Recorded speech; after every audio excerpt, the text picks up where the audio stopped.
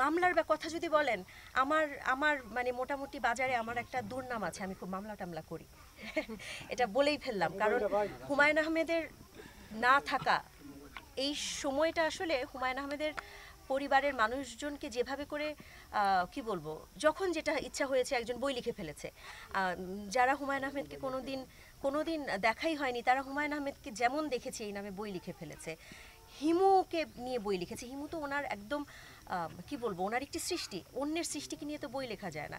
হিমুকে নিয়ে নাটক বানিয়ে ফেলেছে। হুমায়ুন আহমেদের একটি গল্পের ছায়া অবলম্বনে সিনেমা বানিয়ে ফেলেছে, হয়তোবা নামটা উল্লেখ করেনি। এরকম বিভিন্ন বিষয়ে আমি এতবার উকিল নোটিশ দিয়েছি, আমি এতবার মামলা করেছি, আমি ক্লান্ত।